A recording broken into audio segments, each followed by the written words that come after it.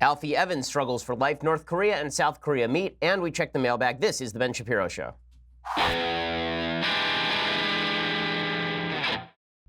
So there's a lot of news today, some of it, I think, quite frustrating. I'm more frustrated with the news, I think, today than a lot of other people are on the right. I'll explain why that is in just a second. First, I want to say thanks to our sponsors over at Texture. So you're addicted to information. You are. And that's why you listen to this podcast. That's why I talk so fast, because I like conveying information. Well, if you are addicted to information, then there's one app you need, and that is the people over at Texture, right? Their Texture app is just fantastic. You're reading more than you could possibly imagine when you're stuck at an airport, and you've run out of reading material. And now you take your iPad, well, what do you have to do? You have to subscribe to 7, 8 magazines. Instead, you have the Texture app, and it gives you unlimited access to over 200 top magazines, including People, The Atlantic, Time, Vanity Fair. Okay, I've actually gotten guests on this show from reading some of the magazines that I subscribe to with Texture. With Texture, again, you get unlimited access to those 200 top magazines and all of their back issues in a single app. So anytime you want to explore one, you can. And if you sign up right now at texture.com/Ben, you actually get a 7-day free trial. Again, to start that free trial, go to texture.com/Ben. You can start reading the latest issues of your favorite magazines today. There's a reason that there's so many of these magazines that are increasing circulation. The in-depth reporting at places like The New Yorker, which is included in the Texture app, is just top-notch. Texture.com/Ben. It's the place to go when you want your 7-day free trial, access to over 200 top magazines. Texture.com/Ben.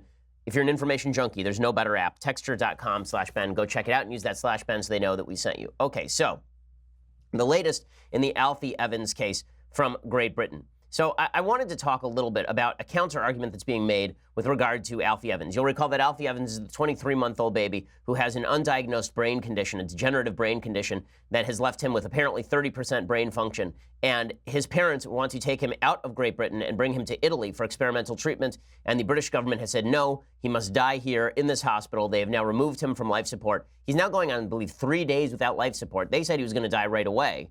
And now he's still alive, right? He's still breathing. Apparently, his dad has been giving him mouth-to-mouth in the hospital. Let's just start with this. If mom and dad were at home and they had a kid with a brain condition and they were deliberately refusing that kid water, they would be brought up on charges of child abuse and possible homicide. Instead, because this is being done in a hospital, everybody says that it's okay. But now Alfie's family has issued a statement. Okay, the statement is this note to supporters asking them to stand down as they negotiate with the hospital. Why? Because apparently, according to the UK Telegraph, Alfie's doctors told reporters that Alfie's parents must make a sea change in their attitude toward the medical system holding their son hostage. Quote, instead, the judge said the best Alfie's parents could hope for was to explore the options of removing him from intensive care to either a ward, a hospice, or his home. But a doctor treating Alfie, who cannot be named for legal reasons, said that for Alfie to be allowed home would require a sea change in attitude from the child's family, and they feared that in the worst case, they would try to take the boy abroad. I mean, this is an astonishing claim that somehow the parents have to evidence a sea change in their attitude. It's their kid who's dying. Okay, when Alfie dies, which he probably will, when Alfie dies, it will not be any of these doctors visiting his grave. It will not be any of the bureaucrats or the judges visiting his grave. It will be Alfie Evans' parents who are going there to bring flowers and pray for him. They're apparently devout Catholics. And this idea that they have to change their attitude toward the government demonstrates once again that this is all about treating the government as God, not at all about the best interests of the child. So Alfie's parents have now told media on Thursday afternoon they plan to meet with Alfie's doctors as soon as possible. Alderhay Hospital withdrew Alfie's life support on Monday. The child has survived breathing on his own with only minimal help since then. So according to the statement from Kate James and Tom Evans, the parents, they say, I wish to make a statement on behalf of myself and Kate. Our lives have been turned upside down by the intense focus on Alfie and his situation. Our little family, along with Alderhay, has become the center of attention for many people around the world. It has meant we have not been able to live our lives as we would like. We are very grateful and we appreciate all the support we've received from around the world, including from our Italian and Polish supporters who have dedicated their time and support to our incredible fight. We would now ask you to return back to your everyday lives and allow myself, Kate, and Alderhay to form a relationship, build a bridge, and walk across it. It sounds like a hostage statement. It sounds like a hostage statement. The UK healthcare system is holding this kid hostage and holding the parents hostage unless they're nice about things. So what is the counter case? Let's try and take the best possible counter case being presented by the medical left in Britain. So their case is that Alfie is suffering by being alive, and the best thing that can happen for him is to die quickly and quietly in the most humane possible fashion, right? This is really the case that they are making. They're making the case for euthanasia of Alfie, or at least the case for removing him from life support. The difference between euthanasia and removal from life support is, of course, the level of activity undertaken by the doctors. In euthanasia, then they give you a cocktail of drugs and you die. In this particular case, they're withdrawing life support and hoping that Alfie dies quickly. I mean, I don't mean that facetiously. They are hoping that Alfie dies quickly and in as little pain as possible. There's a phrase that's been kicked around by a lot of folks on the medical left and in the bureaucracy in Britain. And it's a phrase that's been repeated now by the judge in this particular case. It's been repeated by the staff at Alder Hey Hospital. It's been repeated by NHS doctors writing for the UK Guardian. And that is death with dignity, which is a euthanasia phrase, death with dignity. Okay, so here, for example, the hospital said that their goal was to kill Alfie with dignity. Judge Hayden, who's the presiding judge in this case, talks similarly of dignity. An NHS doctor named Rachel Clark wrote in an op-ed for the UK Guardian, quote, withdrawal of care is neither killing nor murder, but enables a patient to die with comfort and dignity. So we have to actually distinguish between two particular terms. One is comfort and the other is dignity. Now, it is possible to objectively determine whether someone is going to die in more or less comfort. Okay, I can tell that as a third party. And my wife, who works at a hospital, we were talking about this case yesterday, and she was talking about, some of the ways that she's seen people die, and they are horrific. They're absolutely horrendous. I mean, there are certainly cases in which people would have died with more comfort if they had been moved to a hospice 2 weeks before their death and then been given morphine as they transitioned from life, right? I mean, that would be, there's no question that people die in a myriad range of unfortunate and horrifying ways. So if your top priority is somebody dying with comfort, then you can say, okay, we want Alfie to die with comfort, and the experimental treatment will be too painful. And so we're arguing with the parents that they are not keeping the best interests of the child at heart, because what they really are doing is extending they're not extending his chances of getting better. They're making him suffer more, and we don't want him to suffer more. So our best interests are more aligned with the best interests of the child. That argument, I don't think, is a dispositive one. I don't even think it's a particularly good one. But I do think that it's an argument that has some merit. And it has some weight. Because, again, I can assess as a third party whether you are in comfort or whether you are not in comfort. Anyone can tell that. But dignity is a different thing. And the left has been equating comfort and dignity for a while. And this is a materialistic conception of what life constitutes.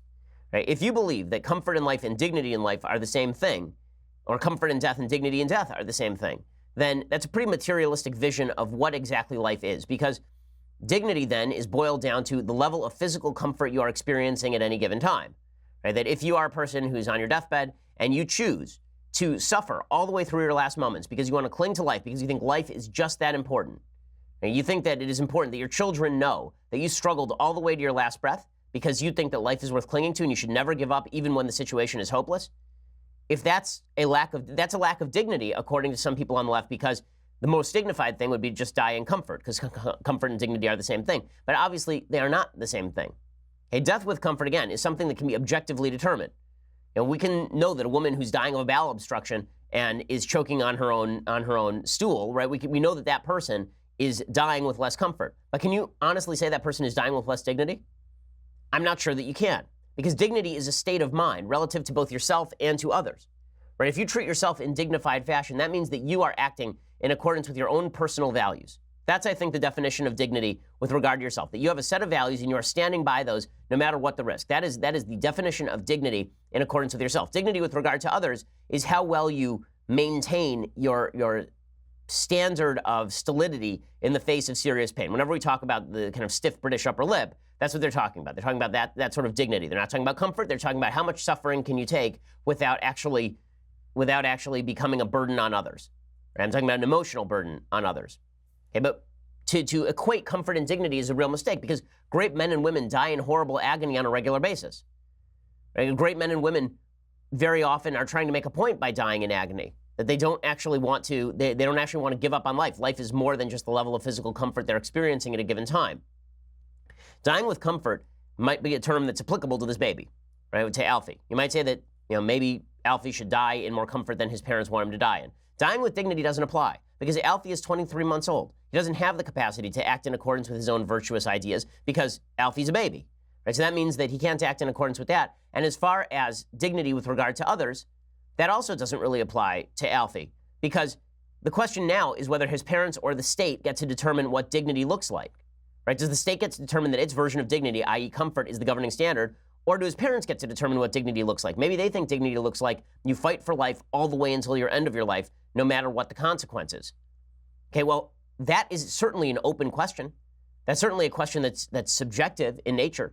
Right? There's no hard standard as to whether the state is right or whether his parents are right in their definition of dignity. And when in doubt, you got to go with the parents, because the parents, again, are the ones who care more about Alfie. There's a famous story about Phil Gramm. Phil Gramm is a senator, former senator from Texas in the United States. And Phil Gramm apparently had an exchange he liked to tell about with this one leftist woman where he was saying to her, listen, the basis for my entire politics is that I care more about my children than you do. And the woman said, that's not true. And he said, really, what are their names? Okay, that is certainly applicable here. As much as the judge says that he cares about the child, as a parent, there's no one on earth who cares as much about my child as my wife and I do. No one, right? Not grandparents, not siblings, no one. And until you've been a parent and experienced the bond that comes along with having a child, for anyone to step in between that bond for a subjective reason, like your definition of dignity, is just absurd, and it's also fascistic.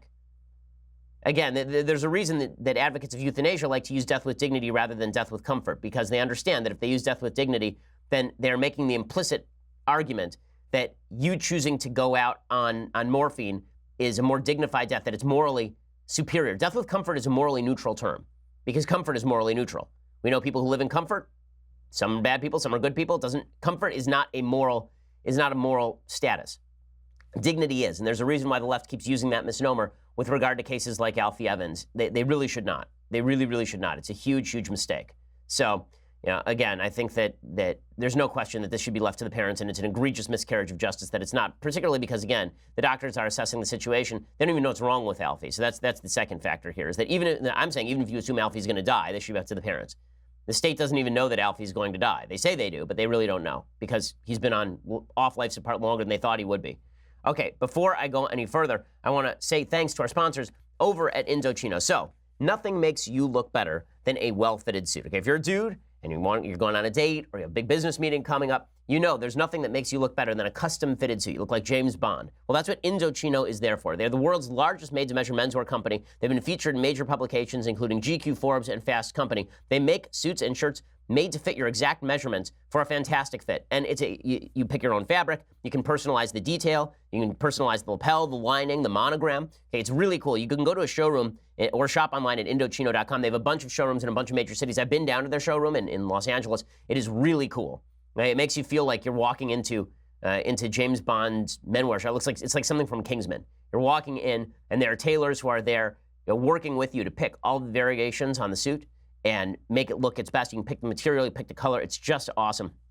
And then you submit your measurements, choose your customizations, and you wait for your custom suit to arrive in just a few weeks. You can also do it from home. This week, my listeners can get any premium Indochino suit for just $379 at Indochino.com when they enter promo code Shapiro at checkout. That's 50% off the regular price for a made-to-measure premium suit. Shipping is free as well. Indochino.com, promo code Shapiro. Again, any premium suit for just $379 and free shipping. Best suit I own is an Indochino suit. It's very cool. I even have a vest for it. Okay, Indochino.com, promo code Shapiro. Any premium suit, again, $379 and free shipping. Use that promo code Shapiro so they know that we sent you. Again, everything from Indochino is going to be better than anything you're going to get off the rack. Okay, so meanwhile, in other news today, Bill Cosby has now been convicted, which I think is a good thing. Obviously, Bill Cosby was accused of essentially drugging and raping dozens of women, and the 62 known women. The conviction was about Andrea Constand. So he was found guilty on 3 counts of sexual assault against Andrea Constand, and a bunch of people were celebrating this. One of his alleged victims is a woman named Lily Bernard, and she talked about sexual assault and the Cosby verdict. Here's what she had to say. I stand here in the spirit of Martin Luther King, who said that the arc of the moral universe is long, but today it has bent towards justice. Last year, when I was sitting in the courtroom of the first trial and the verdict was hung, I left with such a tremendous sense of disappointment, and it became evident to me that the justice system is light years behind modern culture. But today, this jury has shown that what the Me Too movement is saying is that women are worthy of being believed. Obviously, I think this is a very good thing. I think it's the evidence against Bill Cosby was quite strong. There are some people who dissent. They say, well, it was a he said, she said. Right, but there's a lot of credibility when you have this many victims who can testify against Bill Cosby, and it's the same story over and over and over and over again. it's also important to note here that this is the kind of stuff that Me Too was made for, right? Me Too was not made for the woman who says that she went on a date with a guy and she had sex with the guy and then she felt bad later. It's not made for Cat Person, that essay from the New Yorker, the woman who said that she gave every signal to the guy that she wanted to have sex with him and then she cut him off on texting and then he was mean to her. And this is like a Me Too moment. It's not made for Stormy Daniels. Stormy Daniels is not a Me Too story. Okay, Stormy Daniels was not sexually assaulted. She was not sexually harassed. Stormy Daniels had consensual sex with President Trump. Okay, what Me Too was made for was cases like this where women are abused and then silenced and stay silent. And then when they come forward en masse, then the question is, do we believe them or not? And the answer is that, yeah, we should believe them, especially when the supporting evidence is there. Now, there's another issue with Bill Cosby here that I think is worth noting, and that is that obviously Bill Cosby is famous because he was the biggest television star on television, maybe in television history. The Cosby Show was one of the big hits in the history of TV, and of course he was the first not the first, but he was one of the first major black characters to be portrayed not as a blue-collar guy, but as a white-collar guy, right? He's a doctor. And Cliff Huxtable was an icon for millions of Americans and made the implicit promise that if you worked hard in America, you could actually get ahead. There are a bunch of people who are trying to throw the baby out with the bathwater now, saying that you should never watch The Cosby Show again, or Cliff Huxtable as a character was a terrible thing. Wesley Morris at the New York Times writes a piece today. He says, if a sexual predator wanted to come up with a smokescreen for his ghastly conquest, he couldn't do better than Cliff Huxtable. Cliff was affable, patient, wise, and where Mrs. Huxtable was concerned, justly deferential. His wit was quick, his sweaters roomy and kaleidoscopic. He could be romantic. Cliff should have been the envy of any father ever to appear on a sitcom. He was vertiginously dadly. Okay? Cliff is the reason for the cognitive dissonance we've been experiencing the last 3 or 4 years. He seemed inseparable from the man who portrayed him. And then he suggests that the Huxtables were wonderful. Bill Cosby was, of course, not. And he says that the hard thing about this verdict is the sorting of the ironies has been left to us. Mr. Cosby made blackness palatable to a country historically conditioned the worst of black people. To pull that off, he had to find a morally impeccable presentation of himself and his race. But Mr. Cosby might have managed to pull a fast one, using his power and wealth to become the predator that white America mythologized in a campaign to terrorize, torture, and kill black people for a century. Mr. Cosby told lots of jokes. This was his sickest one. If you really think that a lot of people are going to throw away the image of Cliff Huxtable because of Bill Cosby, I think that's completely wrong. People watch TV, they identify with the characters, not with the actors. So the evils of Bill Cosby do not, I think, in any way sully the character of Cliff Huxtable, who, after all, was a character on TV. I think people are smart enough to recognize that. Okay. Meanwhile, there's a lot of hubbub today over the situation in North Korea. So a historic moment because the dictator of North Korea, Kim Jong-un, who is indeed a human piece of debris, just a piece of crap, who has been, he and his family for 3 generations now have been forcibly imprisoning millions of people in a giant gulag. The average South Korean is, I believe, 3 inches taller than the average North Korean, despite a common genetic heritage, because of malnutrition and starvation in North Korea. Hundreds of thousands of people in North Korea have been passed through prison camps. Hundreds of thousands of people have starved to death over the tenure of the Kim family. Well, Kim Jong-un met with the new prime minister, new president of South Korea, and this was a historic moment because this is the first time that anyone from North Korea has actually stepped across the border of South Korea for a long time. The South Korean president is Moon Jae-in. He's a member of what they call a Sunshine Cabinet, which means that they want to make a deal with North Korea. Kim Jong-un finally crosses the border, and this is being hailed as a historic moment for diplomatic relations between the two countries. But as we look at this picture, it cannot be overstated the historic nature of what we are witnessing now. These pictures coming to us outside the Peace House on the southern side of the demilitarized zone that divides the two countries. There you see the 2 leaders of North Korea and South Korea shaking hands in a demonstration of certainly attempted unity here. Okay, so people think this is like a major step forward, and you're seeing a lot of people today celebrating President Trump, saying President Trump made this happen. Okay, now, President Trump has been very harsh with the North Koreans. I think that is a good thing. They're feeling the pressure. The Chinese have, in turn, been very harsh with the North Koreans, which is a good thing. I think they're feeling the pressure. The real truth here is that the reason that Kim Jong-un is shaking the hand of Moon Jae-in is because Moon Jae-in is dedicated to the idea that he wants to get American troops off South Korean soil if he can, and he and Kim Jong-un share that priority. Moon Jae-in is a guy who is of the South Korean left. He is very much of the idea that Kim Jong-un should retain power.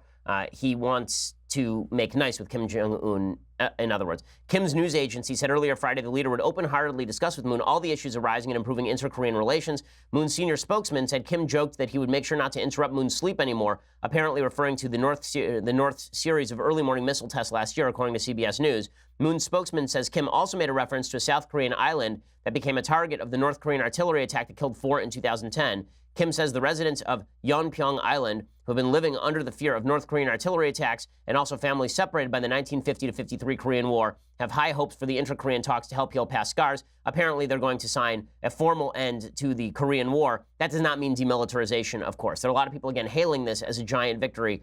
I am somewhat more skeptical. So before I explain why I am somewhat more skeptical, I first want to give you a brief history of the Korean War because people really don't know very much about this war.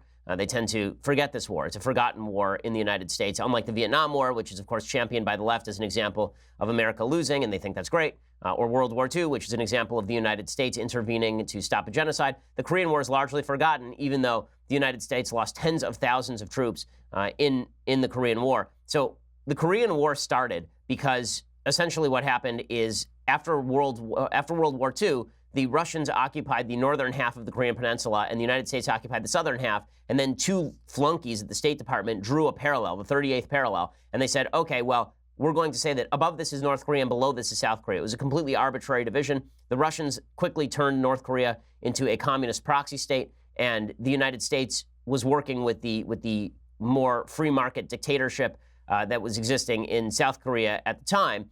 In 1950, thanks to the United States' failures to stop the rise of communist China, which was largely due to both the FDR and the Truman administrations, then the North Koreans walked across the border. They attacked across the border. They sent tens of thousands of troops across the 38th parallel, and the United States was quickly enmeshed in war. That was June 25th, 1950, and 75,000 soldiers from the North Korean People's Army poured across the 38th parallel, according to History.com. It was the first military action of the Cold War. By July, American troops had entered the war on South Korea's behalf, and the North Koreans, backed by the Chinese, backed by the Russians, had been pushed all the way down into the very end of the Incheon Peninsula. Then Douglas MacArthur came up with a brilliant strategy to retake most of South Korea and restore the demilitarized zone at the 38th parallel. MacArthur wanted to go farther. He actually wanted to attack the Chinese and go to the root of the problem, but Truman stopped him and deposed him. In 1953, the war finally came to an end. So in a second, I'm going to explain why it is that I'm skeptical of what's happening right now on the Korean Peninsula. But first, I want to say thanks to our new sponsors over at eHarmony. So you've heard me talk over and over and over about the fact that values, right, the things that actually matter to you, are a better basis for a relationship than simply you were in a bar and you saw somebody good looking and you decided to form a relationship with that person. Okay, eHarmony makes sure that you're going to have deep and abiding relationships. These are real people finding real matches with eHarmony. There's a reason that people like Lisa and Mark say, we never thought we'd meet somebody online so compatible. We're so grateful we were able to find each other. eHarmony is built to help you find those lasting, meaningful relationships. It's not for shallow hookups. Okay, they use decades of science and data and psychological research to send you the right matches. And they are the #1 most trusted dating site or app based on a 2018 survey of singles. Again, right now, my listeners can actually get a free month with eHarmony when they sign up for a 3-month subscription. Enter my code Ben at checkout. So you go to eHarmony, and at checkout, you use promo code Ben. I'm looking at a list of their questions right now, and I can honestly say that these are questions that it doesn't take that long to do, and they actually go to issues like values. I mean, they're asking you things like, how important are your personal religious beliefs? Are you somebody who likes order and regularity or not? Are you somebody who is a listener, or are you somebody who tends to talk more? Do you feel better when you're around other people, right? These are all personality questions, and there are ways that they can match you up with people who are most compatible with you. So if you're looking for a deep, long-lasting, real relationship, eHarmony is for you. So stop waiting, start your journey to that relationship, and again, stop playing with the stupid dating apps and go to the ones that are better. Go to eHarmony.com. eHarmony.com. Get started again. Enter my code Ben at checkout, and you get a special deal. You get a free month with eHarmony when you sign up for a 3-month subscription. eHarmony.com. Get started. I know personally couples that have met through eHarmony. Go to eHarmony.com. Get started right now. Again, enter promo code Ben at checkout. Okay, so why am I skeptical of what is happening in North Korea? The reason I'm skeptical is because there are lots of these sorts of historic meetings, and some of them end well, and some of them do not end well. Okay, there are lots of cases in which the West has been played in situations like this. So here's what could go wrong in this meeting. What could go wrong is that Moon Jae-in and Kim Jong-un come to an agreement. And the agreement is that Kim Jong-un is going to denuclearize the peninsula. He's going to stop developing nuclear weapons, or he's going to, quote unquote, give up his nuclear weapons. There's no real way that he's going to do a verification regime that allows for anything like that. And Moon Jae-in says, well, in return for that, we don't need the American troops here anymore, because if we do denuclearize the peninsula, then we don't need the American trigger force that would bring the United States into the war, because obviously you're not going to nuke us. If there's a conventional war, there's a conventional war, I guess, but we have warm relations, so we're really not too worried about a conventional war. At which point, President Trump, who has been saying over and over and over that he wants to get troops home and out of places like South Korea, he says, okay, you know what? We'll go along with that. We'll remove the troops from South Korea. And the next thing you know, we have a replay of the Korean War in which the North Koreans say, okay, well, now that the Americans aren't here, let's start making some moves on the border. Let's see if we can push that border further south. Let's see if we can launch a sneak attack. And that's a possibility, especially given the instability of the North Korean regime and the fact that they are resource short because they're a giant gulag state. That's a serious problem. And there is a history of this sort of thing. You know, many of the meetings that have been championed by the West among historic belligerents have ended incredibly poorly. I'm not even talking about the Yalta Conference, in which the United States and Russia and Britain basically got played by Russia. Basically, Stalin played Churchill and played FDR, and the United States gave up far too much in the Yalta Agreement, leading to things like the Korean War, leading to the rise of a powerful USSR that had half of Europe under its thumb. Right? It's not just issues like that. It's also, for example, we don't know whether this is a Begin-Sadat moment or whether this is a Yasser Arafat-Yitzhak Rabin moment. So in 1980, 1979, Menachem Begin met with Anwar Sadat. Anwar Sadat was the dictator of Egypt, and he met with Menachem Begin, and he was later assassinated for doing this. But the deal they came to is that that Israel would give up the Sinai Peninsula, at least parts of the Sinai Peninsula, and in return, Egypt would sign a basic peace agreement with Israel, and they'd leave each other alone. And that peace has actually lasted now for 40 years. So that was a good agreement. But I remember all the way back to 1993, when on the lawn of the White House, Yitzhak Rabin was shaking hands, and the Israeli prime minister was shaking hands with an actual terrorist, Yasser Arafat, an evil terrorist, one of the worst terrorists of the 20th century. And Yasser Arafat then used the concessions that he had gained from Israel, backed by the United States, in order to stage a series of violent attacks against Israel that has lasted to the present day. That has not resulted in any sort of lasting peace. It's actually led to the rise of terrorist groups like Hamas, Islamic Jihad, the Palestinian Authority, which is still a terrorist group and led by now Mahmoud Abbas, is the next step in the evolution of Yasser Arafat's terror group. That obviously didn't solve anything. And I remember, I'm old enough to remember, I was 9 at the time, I'm old enough to remember them shaking hands and the media swooning. Oh, look at this, it's finally happening. Oh, peace is going to come to the Middle East.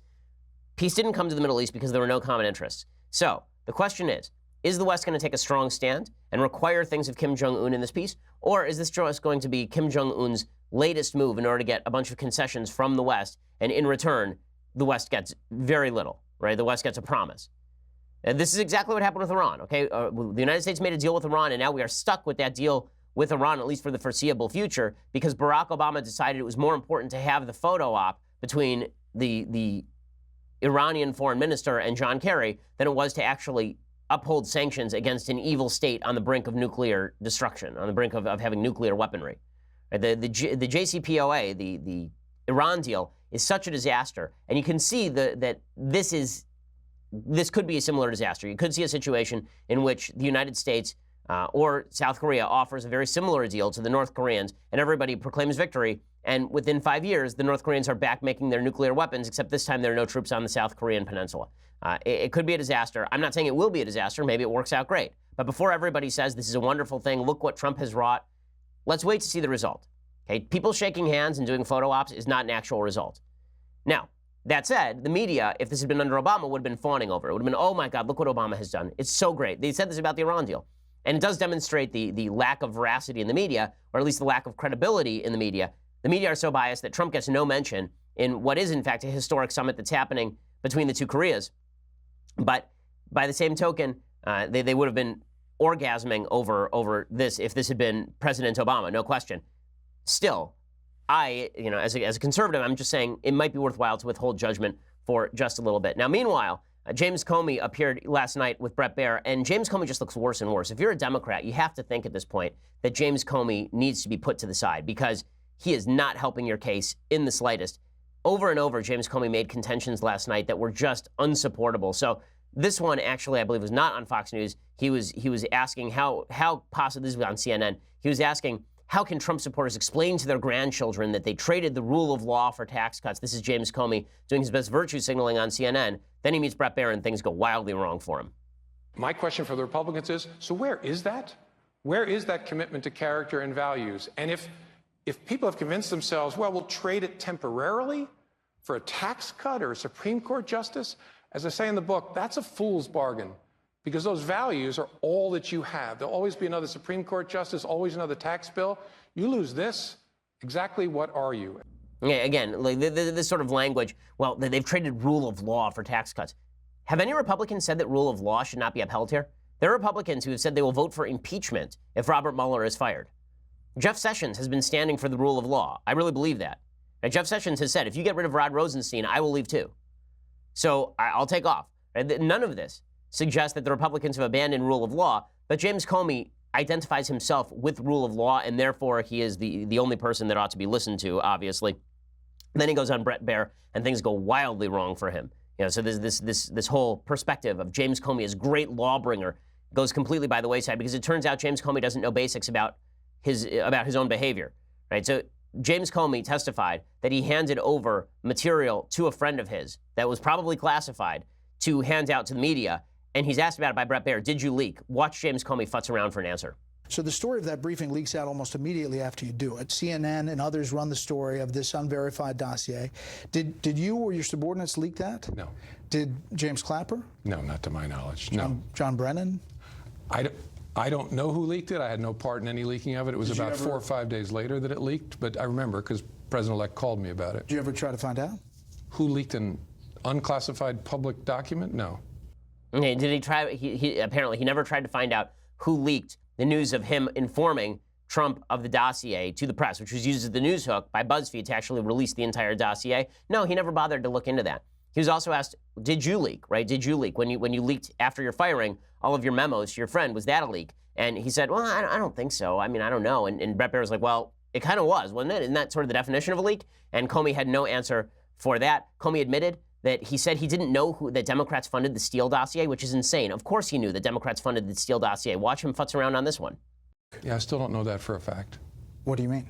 I've only seen it in the media. I never knew exactly which Democrats had funded. I knew it was funded first by Republicans, opposed to Donald. That's not true.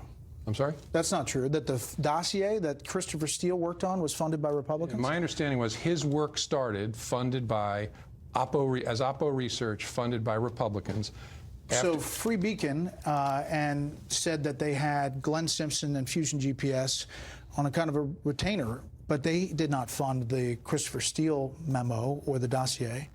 That was initiated by Democrats. Okay, my understanding was the activity was begun that Steele was hired to look into, was first funded by Republicans, then picked up, the important thing was picked up by Democrats opposed to Donald Trump.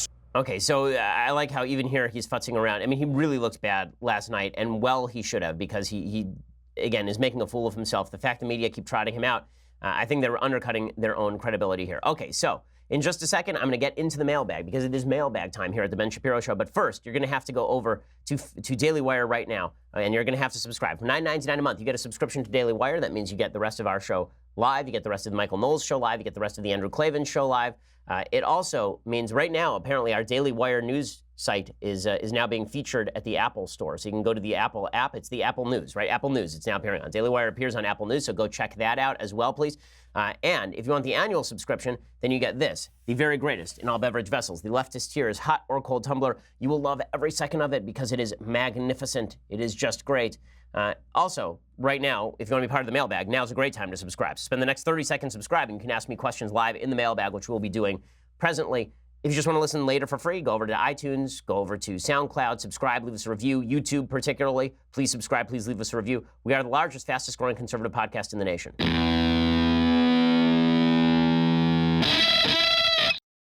Alrighty, so mailbag times. Let's jump right in. So Alex says, hi, Ben. With Paul Ryan gone next term, who'd you like to see as Speaker of the House? Also, who'd you like to see as Majority Leader of the Senate?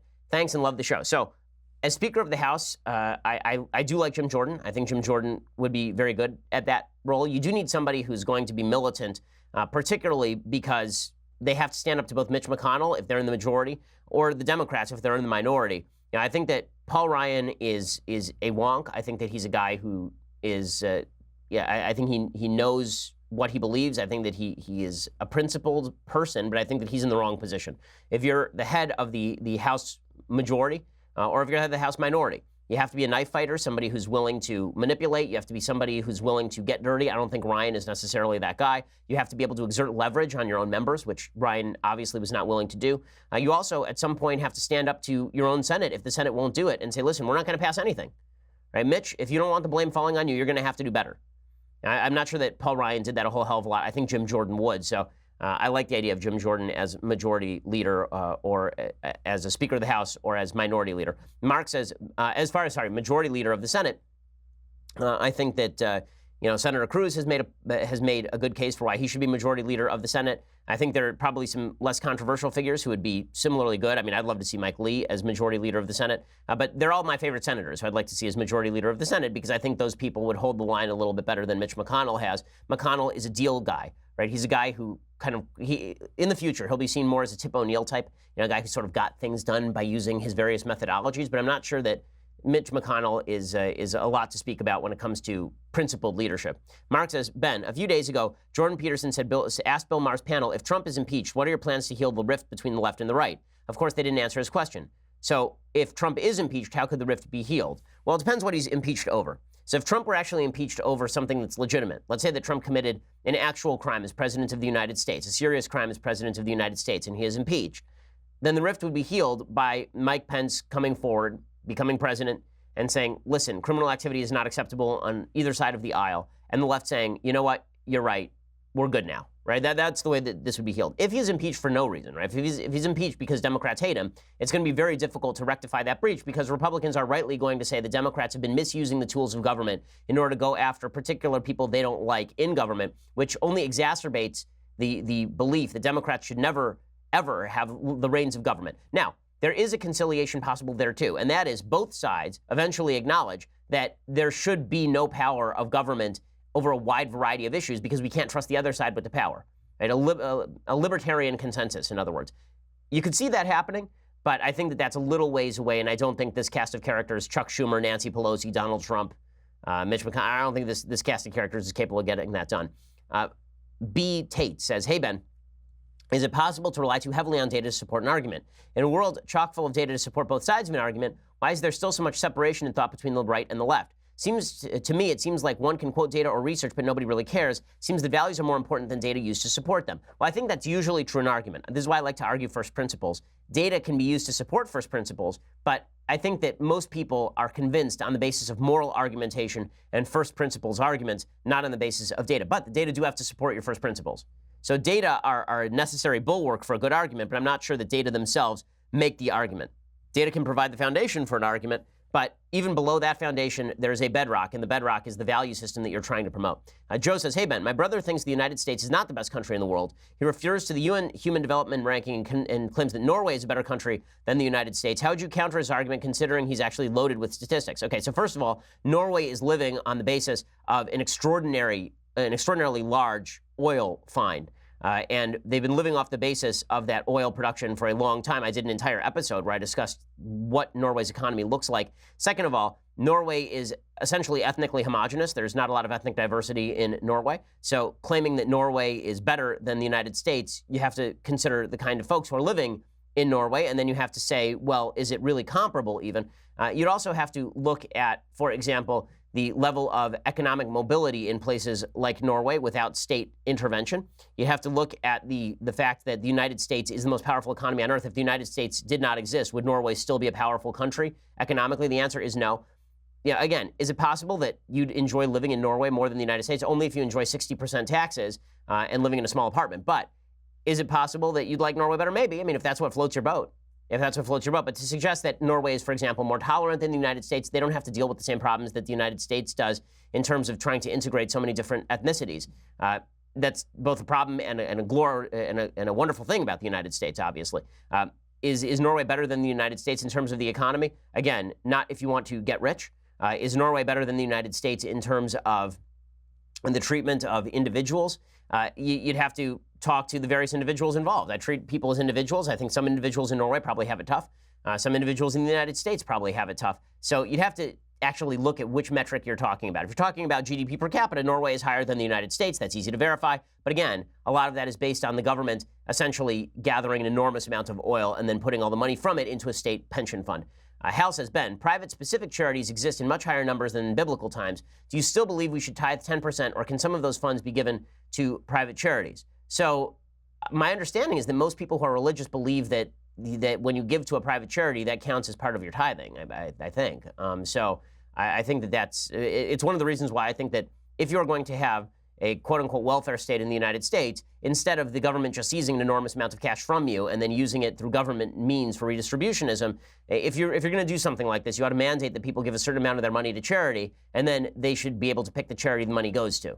Okay, let's see. David says, in a show I was watching, they're referencing the 25th Amendment to remove the president, but I read it only takes away his powers. Can you please clarify? Sure. So the 25th Amendment removes the power from the president to actually actually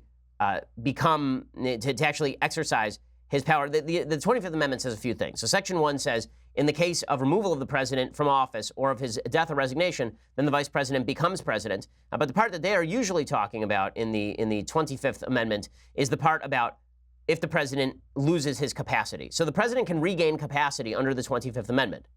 So here's the way that it works. I'll read you the whole thing. It says, whenever the vice president and a majority of either the principal officers of the executive departments or of such other body as Congress may by law provide, transmit to the president pro tempore of the Senate and the Speaker of the House of Representatives their written declaration that the president is unable to discharge his duties, the vice president shall immediately assume the powers and duties of the office as acting president. So in order for that to happen, the VP and a majority of either the principal offices of the executive department, so a majority of the cabinet and the VP, or another body that Congress has to create, have to transmit a ruling to the president pro tem of the Senate and the Speaker of the House, a declaration that the president is unable to discharge the duties. But if the president transmits to the president pro tem and the Speaker of the House his written declaration that there is no inability, then he resumes the powers and duties of his office unless either the VP or a majority of the principal officers of the executive department or that body provided by Congress transmit within 4 days to the president pro tem or the Speaker of the House their written declaration that the president is unable to discharge the powers and duties of his office. So in other words,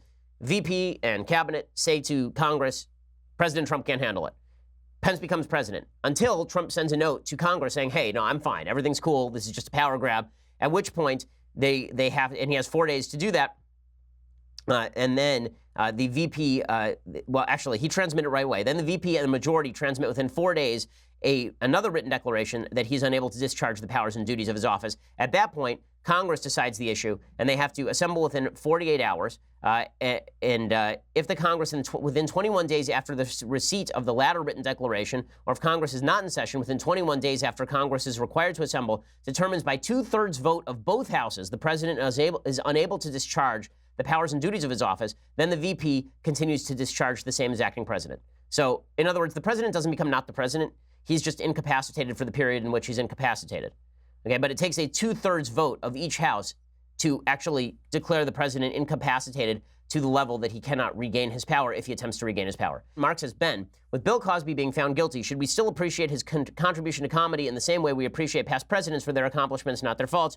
Or is this situation different? So, Mark, as I said earlier on the show, I do think we should appreciate his contributions to comedy. I'm not somebody who believes that the art is completely inseparable from the artist. There have been lots of awful people who have been great artists, lots of awful people who have created great human developments, and we should recognize their great human developments, and we should also recognize what awful people they were. So I love the comedy, particularly the early comedy of Bill Cosby. I think the Cosby Show is a great show. I still think that listening to his albums is okay, and I still think that he's a piece of crap. So I think all of these things can be held true at the same time. How many comics, by the way, are not pieces of crap, as it turns out? It turns out a lot of them really are. Frank says, Dear Ben, do you have any advice for future musicians or actors who want to be public with their conservative opinions? Big fan of the show. Well, my first advice is, if you want to be successful, apparently you have to remain silent up till the point where you're successful, then you can come out as conservative and be okay. That's at least the rule in Hollywood. If you start off as conservative, you're shutting an enormous number of doors, unless you're in the music industry, like the country music industry. But even Shania Twain gets raked over the coals if she says she's going to back Trump.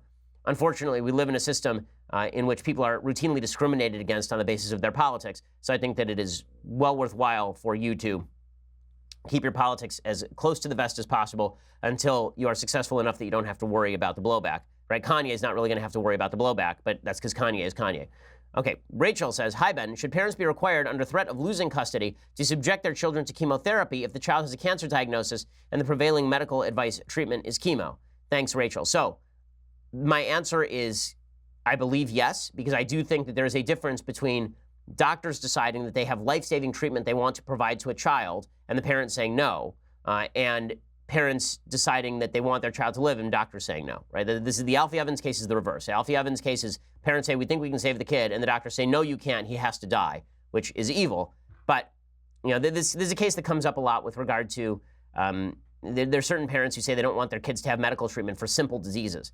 And I mean, we're not even talking about chemotherapy for cancer, but their parents will say that they don't want kids to have simple blood transfusions because they think that it violates certain principles, and the kid will die without the blood transfusion. To me, that's child endangerment, and at that point, the state has the right to say, you don't get to decide for your kid that your kid has to die. Sky says, Ben, I'm a 10th grader, and in my history class, my teacher asked what is the common barrier to modern-day democracy in America. Most people said racism and sexism. What is your opinion?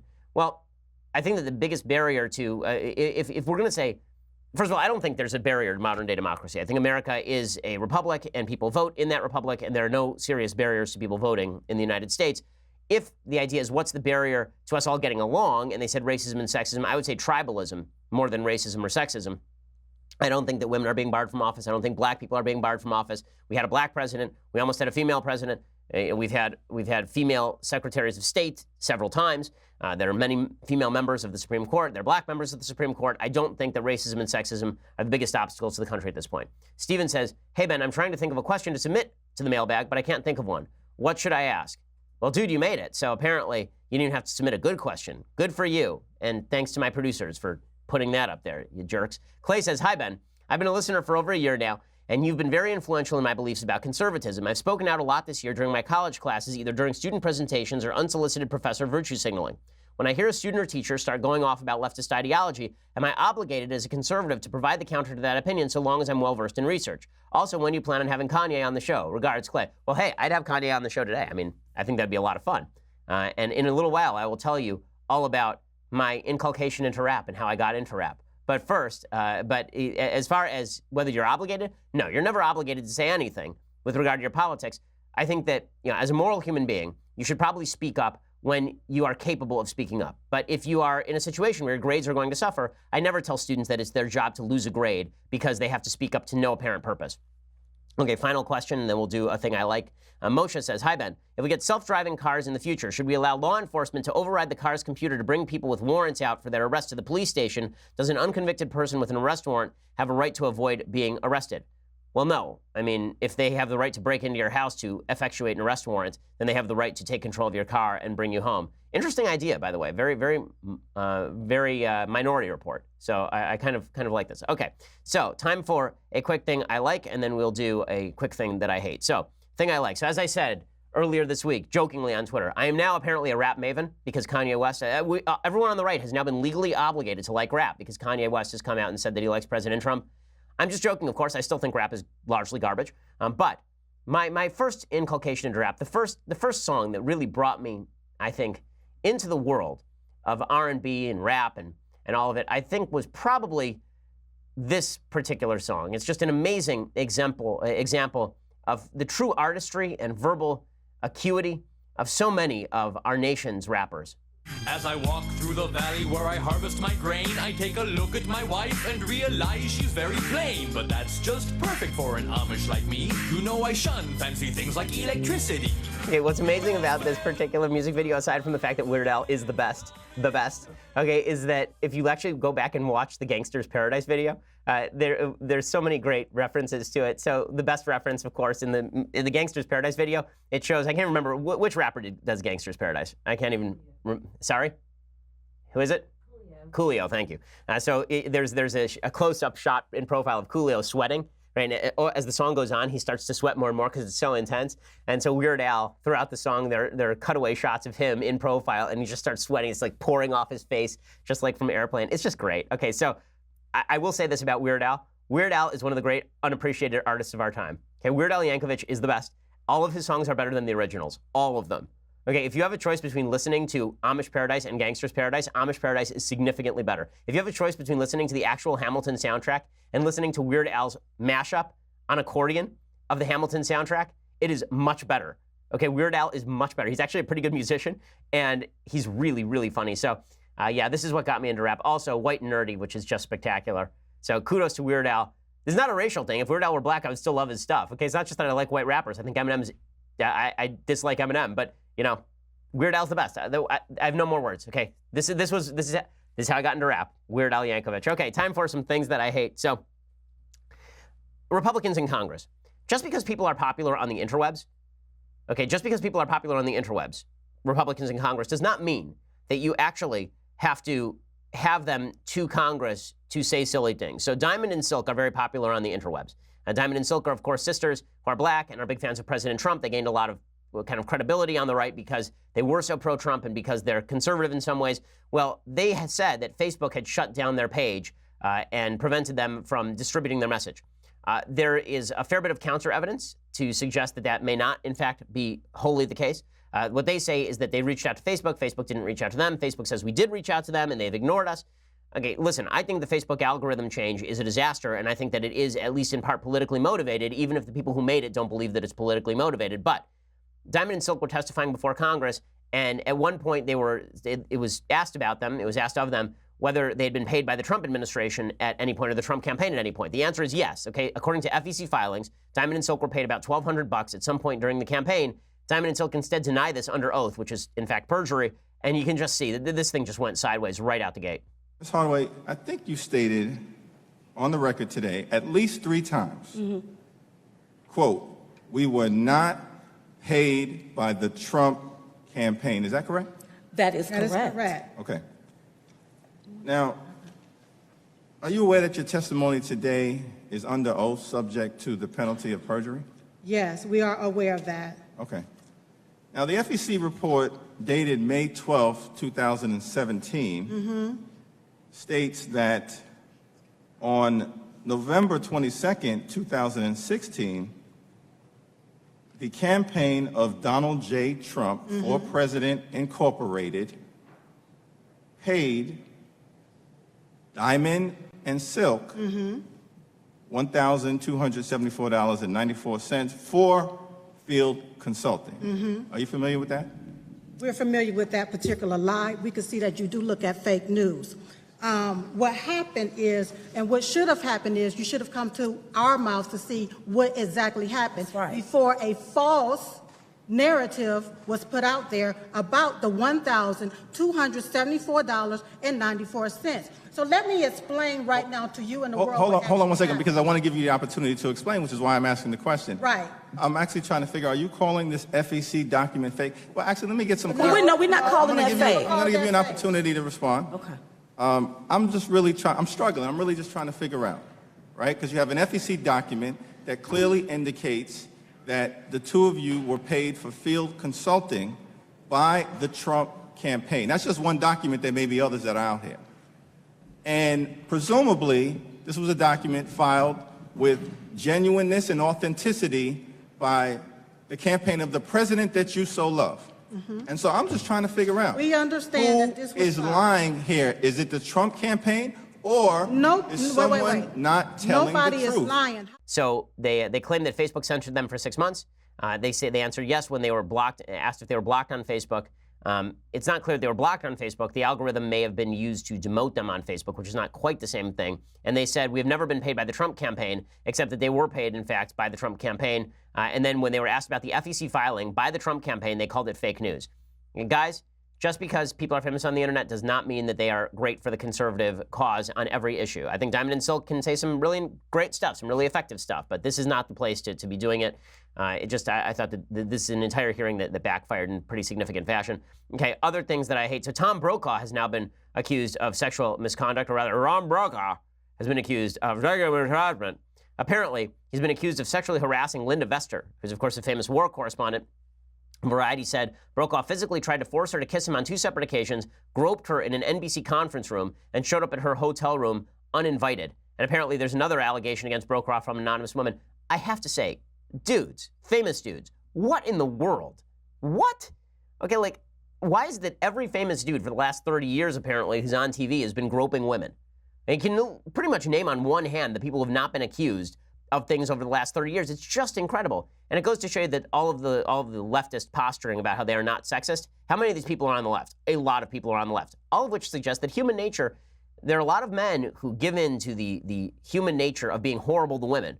And that's why you need a civilization filled with men who are trained not only not to do these things, but also to protect women, is why the leftist view that being on the left somehow makes you a purer human being, your politics define your purity as a human being. This is not true, and it's something the right has never actually believed. Okay, so we'll be back here on Monday with much, much more. I'm Ben Shapiro. This is The Ben Shapiro Show. The Ben Shapiro Show is produced by Mathis Glover, executive producer Jeremy Boring, senior producer Jonathan Hay. Our technical producer is Austin Stevens, edited by Alex Zingaro. Audio is mixed by Mike Coromina. Hair and makeup is by Jesua Alvera. The Ben Shapiro Show is a Daily Wire Forward Publishing production. Copyright Forward Publishing 2018.